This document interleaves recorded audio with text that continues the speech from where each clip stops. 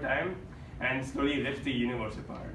Big crunch is where the density of dark energy decreases and everything falls together. The big freeze is where the universe expands and cools until everything's at zero temperature. And the big slurp is where the fundamental forces of nature are changed in a way that the universe becomes something totally different.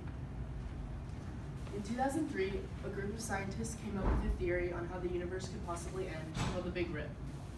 Basically, this theory says that in 20 to 30 billion years, our universe will essentially rip apart. This is because our universe is constantly expanding. Dark energy causes the universe to increase at a faster rate, faster than it can handle.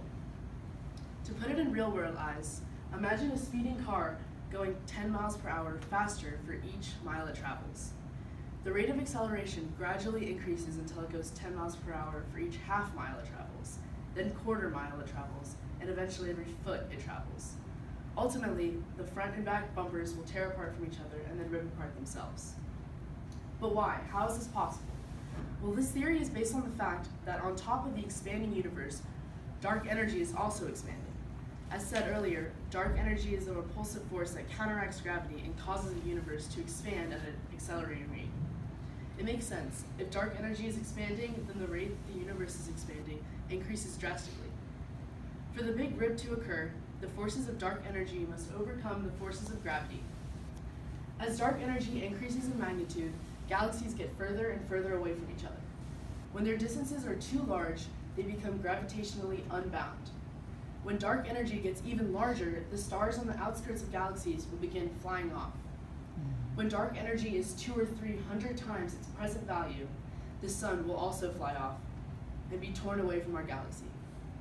Planets will then become unbound from the sun. Astrophysicist Ethan Siegel says humans would be separated from Earth's gravitational pull. Individual cells, molecules, and nuclei would be torn apart as the dark energy density continued to increase to an infinite amount. Presumably, even the fundamental fabric of space-time itself would be torn apart at the very end. Here he actually implies that time has an arrow, it has a beginning and end. This video is a short representation of what scientists call the Big Rip, just 3 seconds.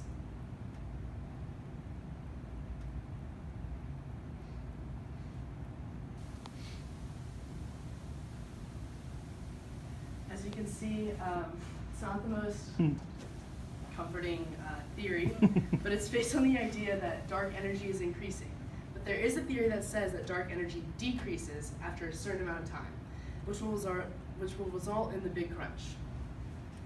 Our next theory of today is the Big Crunch. This was first proposed in 1927 by a German priest called George Lemaitre. The Big Crunch theory starts with the fact that the universe is expanding and assumes the universe is closed, as Nina said, where dark energy is decreasing. At some point, the universe will reach a size where gravity overcomes the expansion, and thus the universe will begin to contract. This contraction will continue to a single point until the universe becomes a singularity. An alternative to the singularity ending is a theory called the Big Bounce. This is where, instead of collapsing fully, the universe begins to expand again, thus creating a new universe. This theory attempts to explain both the start and the end of the universe. I find this quite a happy theory, as it suggests that the universe will never really end, but instead continue forever, and time will go on. However, the Big Crunch theory has some problems. Those being that the universe is expanding at an increasing rate, but the Big Crunch requires the universe to be decreasing its rate of expansion as gravity takes over. Additionally, dark energy, which has been observed, is the cause of this increasing expansion. As a result of these problems, it is very likely that the Big Crunch theory is not the correct theory. Additionally, there's another theory that suggests what happens if dark energy stays constant. So the Big Freeze is a theory proposed by British physicist William Thomson. I'm sure many of you have also heard of this because it's also referred to as the heat death of the universe. The universe began in a state of low entropy, and according to the second law of thermodynamics, the entropy of an isolated system always increases or stays constant, but never decreases. So here we know that the entropy of the universe will gravitate to a maximum. A common example is gas molecules in a closed box. So we have this closed box, and say, if we gas molecules in a corner. The gas molecules will then fill the box, aiming to increase the amount of disorder and entropy. But then, if we look at it the other way, without a box, the gas molecules will then indefinitely expand all around without a limit, and we view this as the arrow of time. As time passes, entropy rises. So, as time passes, the universe expands at an ever-increasing speed, and entropy rises. But now what happens as that happens? As all available energy moves to places of less energy, eventually no more work can be drawn out from the universe. As the flow of heat comes to a halt, no more work can come from heat transfer, as there is no room for usable energy, and we eventually reach a state of thermodynamic equilibrium. All energy is evenly distributed. As the universe expands, the temperature will grow colder and colder until we reach absolute zero. It becomes too cold to support life. All movement ceases as we're in equilibrium and we reach a state of maximum entropy. But now there's a small problem with this theory: dark energy. Dark energy is what drives the accelerated expansion of the universe. It is observed that there is a dark force that pulls galaxies apart, so without it, the universe cannot expand and the heat death cannot occur. Now there's one more theory. And that theory is the Big Slurp.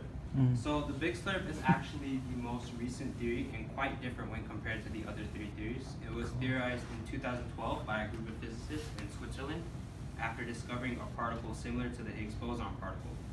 To better understand the Big Slurp, we should understand what the Higgs boson particle is and why it's so important. And to give you guys a simple explanation, I have a short video to show you guys. This is the first 20 seconds.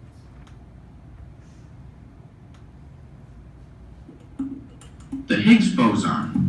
You may have heard of it, but what is it? And what would the world be like if there were no Higgs boson? Well, then there'd be no world. Its particles wouldn't be able to stick together, and they'd just float around aimlessly forever. And where would that leave you? Nowhere. That's where. You wouldn't exist. But let's step back for... Alright, so that was a pretty brief general description of what the Higgs boson particle does. So the Higgs boson particle is essentially the fundamental particle that gives mass to all other particles. The discovery of the Higgs boson answered the question of how the particles described in the Standard Model gain mass. And for those of you who don't know, the Standard Model is actually the model that explains the properties of the universe on a micro scale. Essentially, all subatomic particles interact in the Higgs field, which is basically composed of a bunch of Higgs boson particles that give the particles moving through it mass. And the reason why it's so important is because if there is no Higgs boson, there is no mass, and if there's no mass, nothing will hold together, which would basically suggest the end of the universe. So basically, this Big Slurp was created on the basis that if a Higgs field different from our universe's current Higgs field were to appear in our universe and result in a lower energy state, then if the bubble is large enough, it will expand at the speed of light in all directions and will pull all elementary particles together, which will end the universe. And the crazy thing about this is that theoretically it can happen at any time. However, physicists had done some calculations suggesting that such an event won't happen for a few billion years. Now, the Big Slurp has its own problems, and one of the problems with it is that it's based on the fact that there's another universe. The problem with this is that we don't have any evidence that there is another universe outside of this universe. But then again, we also don't have any evidence saying that there isn't anything outside of this universe. And another problem with this theory is that it requires a profound shift in the forces that govern the universe. So far, there hasn't been a shift like this in the 13.8 billion years our universe has been accelerating, and it isn't showing any signs of such an event occurring.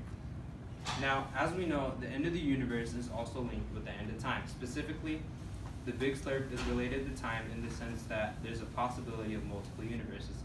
This includes bubble universes, daughter universes, parallel universes, and many more. All these types of universes can alter space-time and our perception of time. So this leads to the final question: is this the end of time?